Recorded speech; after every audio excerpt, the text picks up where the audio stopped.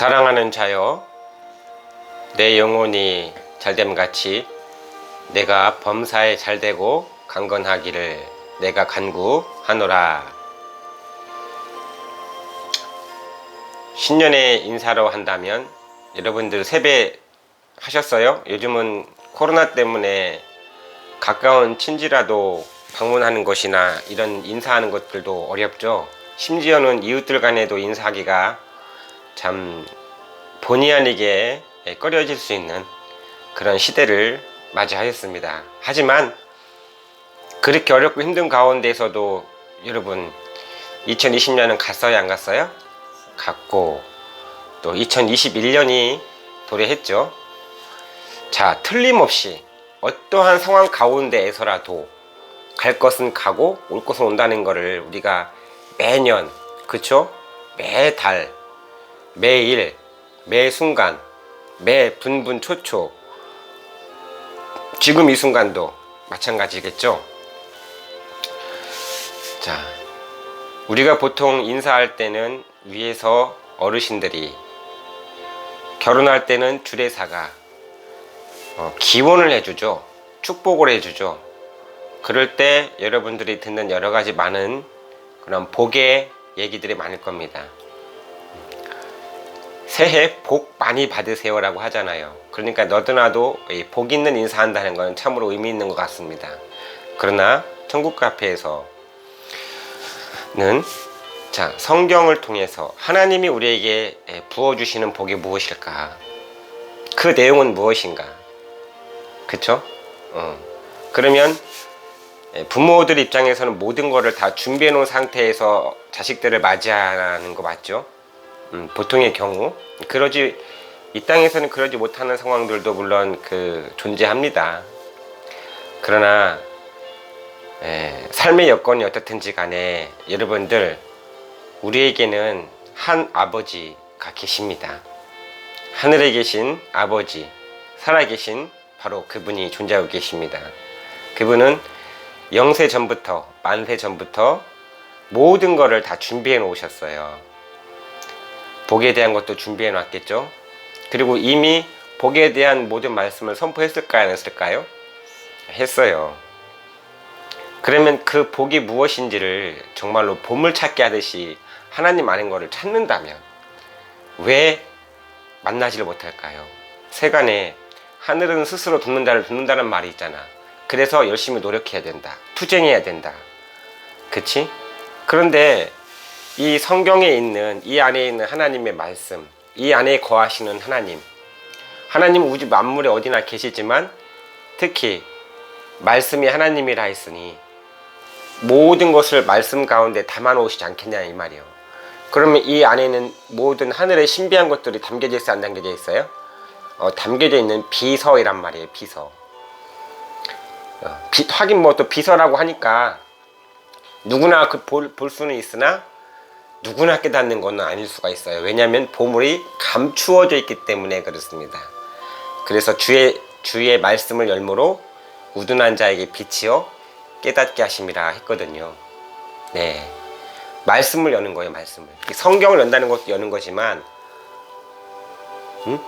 말씀을 연다는 것은 그 뜻을, 그 비밀을 깨닫는 자다 이거예요. 네. 자, 요한 3서에서는 조금 전에 언급했던 내 영혼이 잘됨 같이 누구에게? 사랑하는 자들에게. 사랑할수록 가장 귀하게 느껴지는 게 그 사람 안에 있는 그 자체죠. 마음이라고 하잖아. 그치? 마음에 없는 소리 하지마 이런 말 해요, 안 해요? 하잖아요. 마음에 없는 행동 하지마 이런 말 하죠. 근데 겉으로는 분명히 위하는 걸 하고 있거든. 말이든 행동이든. 그런데 뭔가 빠졌어. 붕어빵에 뭐가 빠진 격이에요? 항구가 빠진 거예요. 그죠? 그러면 의미가 있어요, 없어요? 세팅이 되는 거죠. 안과 밖이 둘 다가. 그렇죠? 자, 오늘 천국 카페. 자, 오늘도 우리에게 주어지는 또 주어진 그런 성경적인 어떤 뜻이 무엇인가에 대해서 한번 살펴보도록 하겠습니다. 자, 구독, 좋아요, 알림 여러분 함께 해주시면 감사하겠습니다. 앞서 말했지만 우리는 어떻게 보면 흥미 위주라든가 유행적인 그 흐름을 타는 이 만남이 아니죠. 어찌 보면 참 담백하죠. 그냥 그 있는 그 자체 어떤 꾸미거나 그런 것 없이 그러나 꽃을 보면 색깔이 있어요, 없어요? 모든 만물에는 색깔을 가지고 있기 때문에 색깔이 가지고 있듯이 모든 방송이나 흐름에는 저마다의 컨텐츠가 다 정해져 있고 다양하고 또 분명한 색깔이 있고 또 눈에 확 뜨이고 그런 것들이 많이 있습니다. 하지만 저희들은 저희로서의 또 주어진 길을 가야만 하겠기에 이렇게 또 여러분과 함께 좋은 시간을 갖습니다. 자, 오늘은 무슨 말씀을 해야 될까요?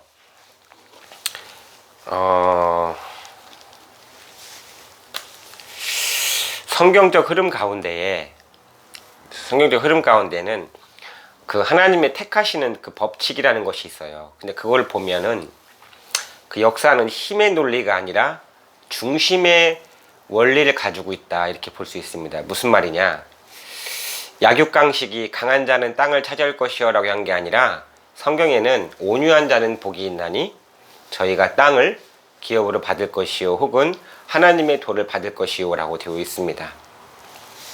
간절히 사모하는 자, 나를 사랑하는 자들이 나의 사랑을 입을 것이고 나를 간절히 찾는 자가 나를 만날 것이라 했거든요. 그러면은 하나님이 안 계시는 것이 아니라 만나지를 못하는 경우들이 많다라는 거지. 어떻게 만나야 될 줄을 모른다라는 거지.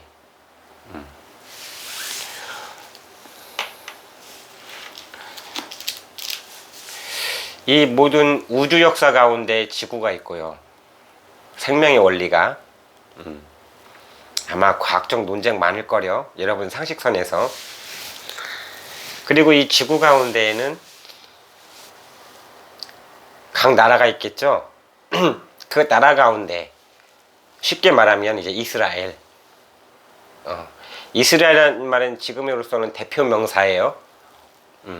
하나님이 함께하는 그들을 가지고 이스라엘이라고 하는 거예요, 지금은. 우리 천국 카페에서는 그렇게 이해를 했으면 좋겠습니다. 물론 그 중동에 있는 저 이스라엘 분들도 있어요. 구약의 어떤 그런 언약적인 거를 가지고, 그리고 그 언약으로 바로 오신 초림적으로 오신 예수님이 계시고 오셨다 가셨고, 하지만 유대인들은 그 당시 예수님을 믿은 것이 아니라 예수님을 배척을 했습니다. 그래서 복음이 이방으로 넘어가서 이방의 복음의 시대가 예수 그리스도로 말미암아 다시 펼쳐지는 거예요. 그러면 다시 펼쳐졌다는 것은 혈통적 유대인이 아니요, 이면적 유대인이 유대인이라고 한다면, 그죠? 그것이 법칙이라면, 또 성경에 보면은 언약의 씨가, 약속의 씨가 자녀로 인정함을 받는다 그랬거든. 그러면 혈통적인 시대는 더 이상 혈통으로서는 하나님의 나라와 연관을 지을 수가 없죠. 무슨 말인지 아세요?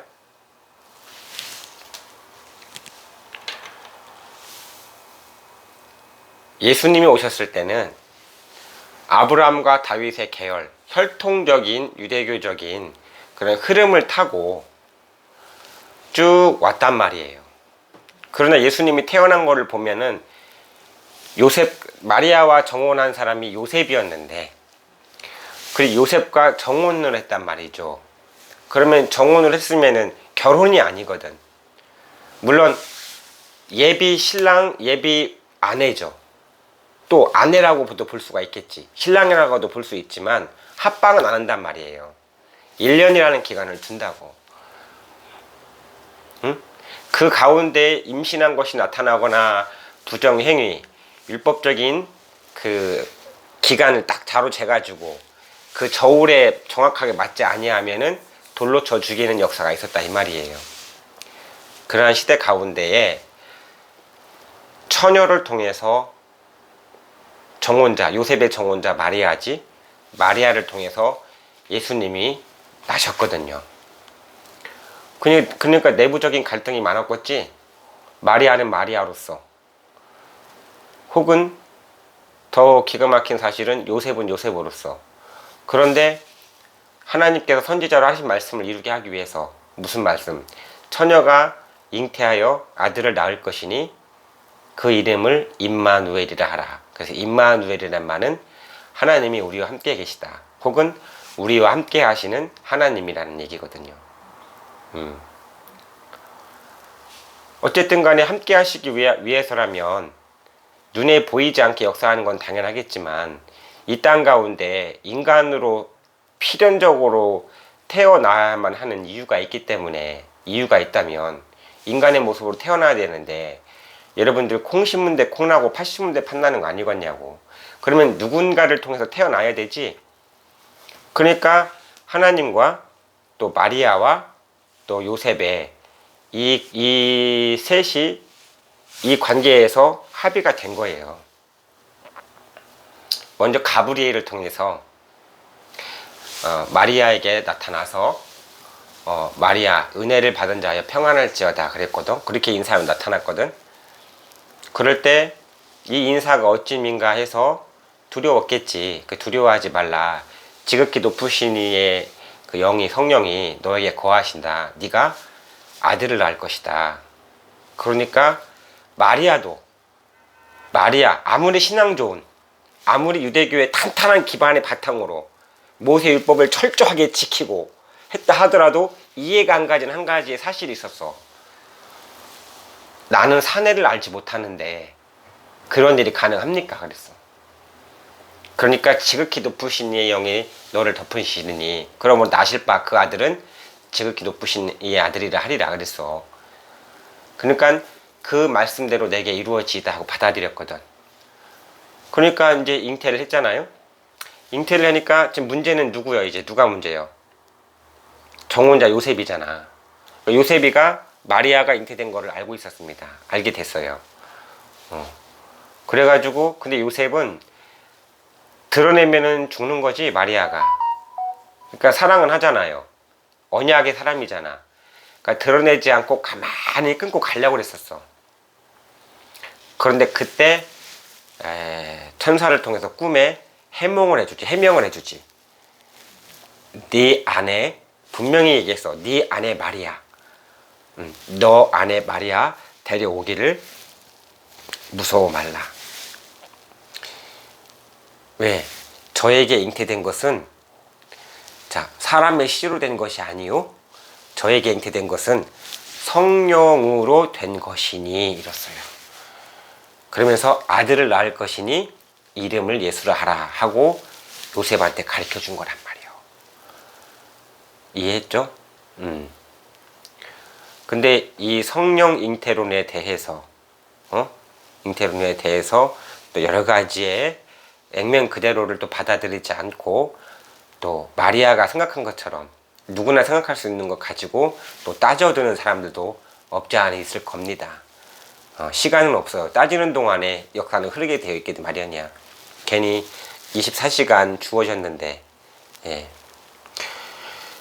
때로는 믿음은 맹목적일 수가 있는 거예요. 확인했으면 그냥 믿은 거예요. 그쵸?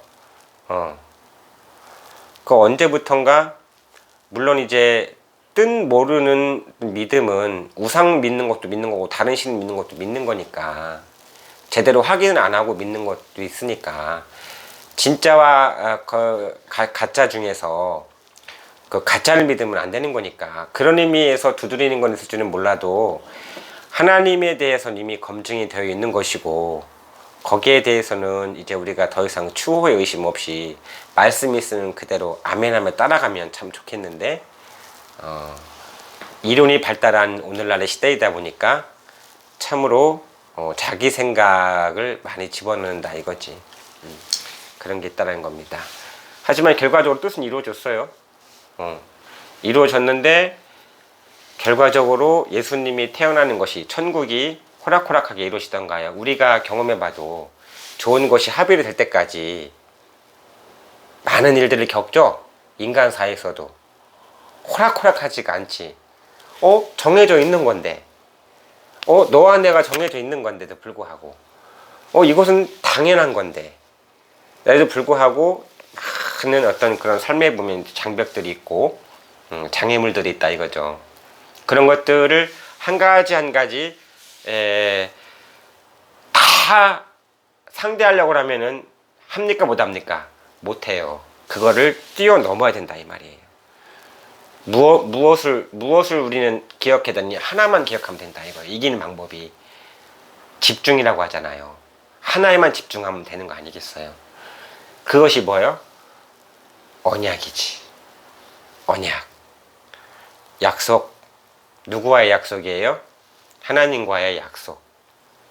그것이 먼저 중요하다라는 것을 우리가 알아야 되겠습니다.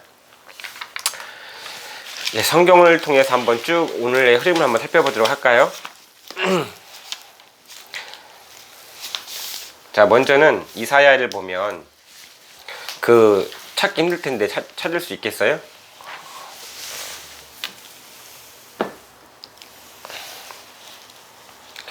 이사야 13장이 있어요.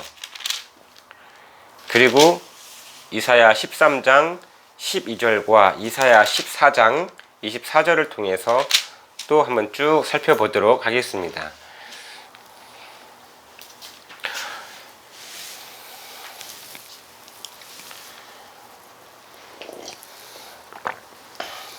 사람들은 많이 이 환경적인 것이나 주변의 어떤 소식들에 대해서 되게 민감해요. 우리가 발빠르게 정보를 받아들여야 될 것이 있지만 또 한 가지를 뚜렷하게 타협하지 말아야 될 것도 있거든요.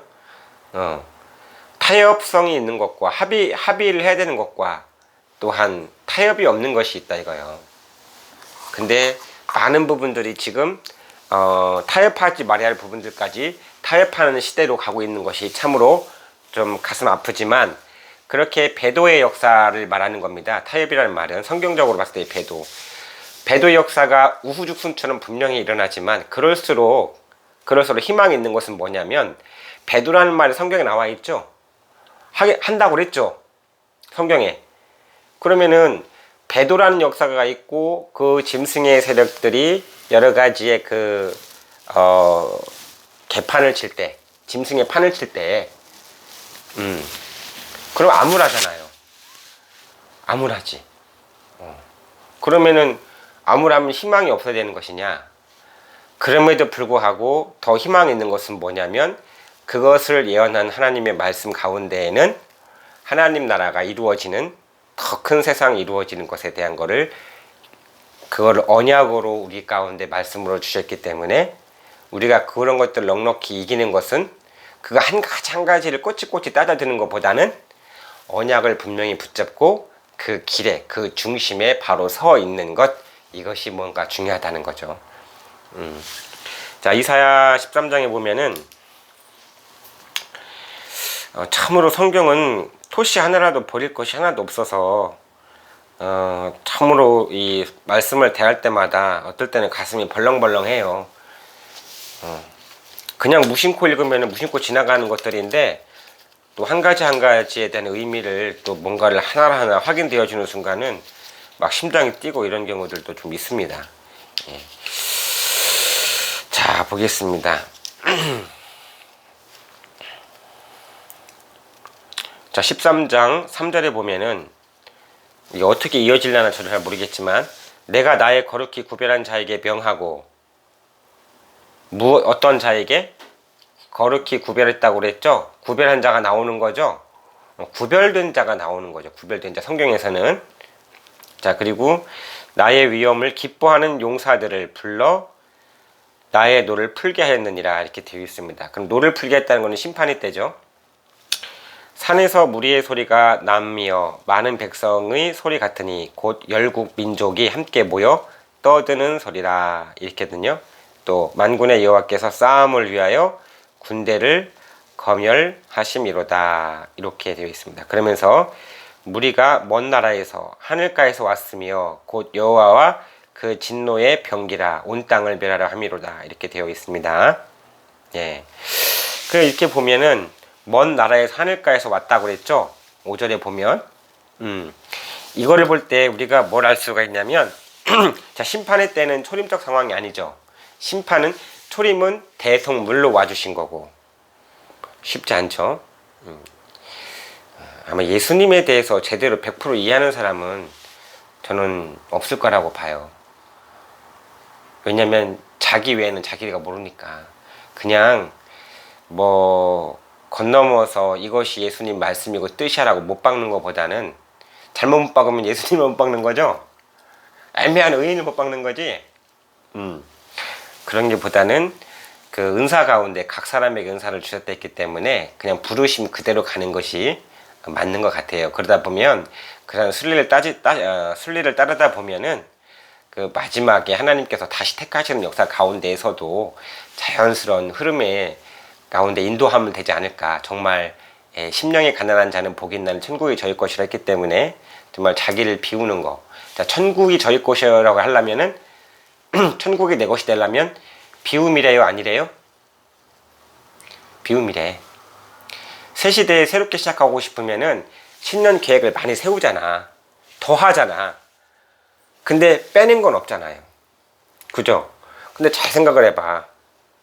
뭔가 회복이 되려면, 뭔가가 이루어지려면, 예를 들어서 풍랑을 만난 배가 있으면은, 어떻게 해요, 사람들이? 배가 막 가라앉으려고 한다면, 그 순간에. 무게를 줄이죠? 그 무게를 어떻게 막 냅다 다 집어 던지지? 진대는 거 싶으면.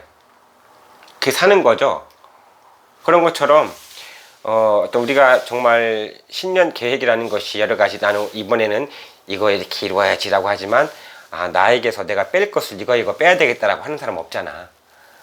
홈쇼핑 해가지고 그 물건을 구입하는 것 많아도 과연 그걸 버리는 사람이 과연 몇이나 될까? 왜냐면 이것도 아깝고 저것도 아깝거든. 근데 필요한 거는 다 필요해요? 활용하는 건 다 활용하든가? 그거 아니죠? 예. 자, 먼 나라에서 하늘가에서 왔음이라고 되어 있어요. 근데 이 구약적인 흐름을 보면 하나님이 이렇게 하시겠다는 내용이 이렇게 되어 있죠. 이건 어떤 과정이라는 것도 살짝 설명해 놓으셨습니다. 이루어질 거에 대한 과정. 그런데 이렇게 해놓고 마태복음 제가 읽어드릴게요. 그걸 펴놓으세요. 마태복음은 이런 말씀이 있어요. 지금은 이 시대 가운데는 많이 인용되는 것이 아무래도 예언적인 부분에 대해서 확인하고 검토를 많이 해야 되니까 확인하고 검토한다고 한다고 하더라도 은사 받은 것, 계시 받은 것 외에는 말을 할 수가 없는 겁니다. 누구든지 간에. 그죠? 자, 24장 30절에 보면 이런 말씀이 있어요. 그때 인자의 징조가 하늘에서 보이겠고 그때 땅의 모든 족속들이 통곡하며.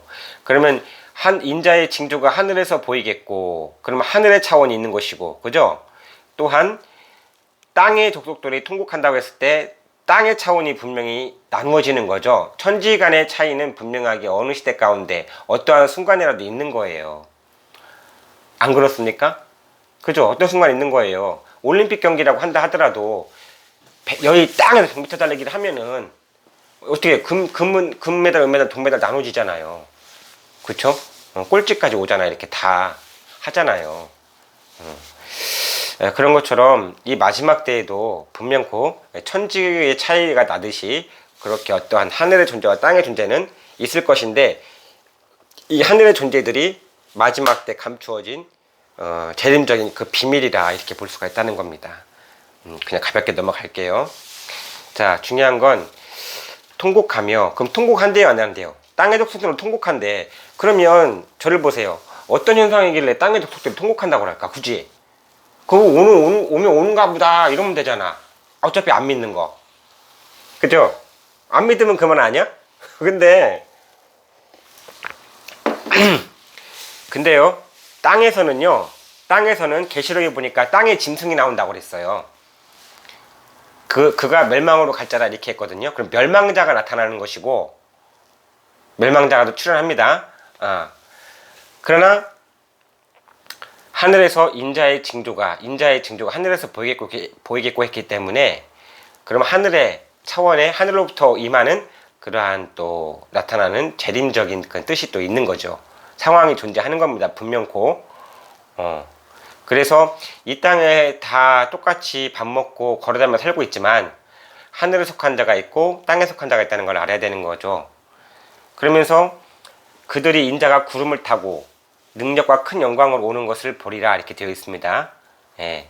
저가 큰 나팔 소리와 함께 천사들을 보내리니 저희가 그 택하신 자들을 어디에서 어디까지 한대요? 하늘의 끝에서 저 끝까지 사방에서 모은다 안 모은다?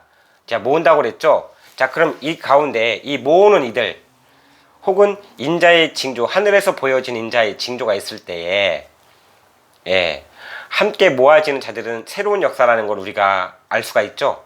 이때가 되면, 그죠? 이거는 그동안이라는 것에 대한 개념과는 분명히 차이가 있다는 거를 이제 보이겠죠. 자, 그래서 다시 이사야 아까 거기를 넘어가다 보면 뭐가 되어 있냐면, 그렇기 때문에 아까 13장 5절에 보면은 시간이 별로 없네. 아이고. 자, 무리가 먼 나라에서 하늘가에서 왔으며 라고 되어 있죠. 불러 모으는 역사잖아요. 그렇죠. 뭔가 심판을 위해서. 그런데 아까 같이 마태복음에 봤을 때 사방에서 모으는 자들이 누구냐 라고 했을 때, 자, 이런 자들이 있답니다. 자, 13장 이사야 13장 9절에 보면은 여호와의 날 곧 잔혹히 분냄과 맹렬히 노하는 날이 임하여, 자, 분냄과 노하는 날이라고 되어 있죠. 잘 들어보세요. 상황은 달라요, 같아요? 소림과 달라요. 은혜 베풀 때가 있으면 심판할 때가 있는 거예요. 그러면 땅을 황무케 하여 그 중에서 죄인을 멸한다 했죠. 그러면 땅을 황무케 한다 안 한대? 땅을 황무케 하죠. 황폐해지는 그런 것들이 있다는 거죠. 이해 갔어요?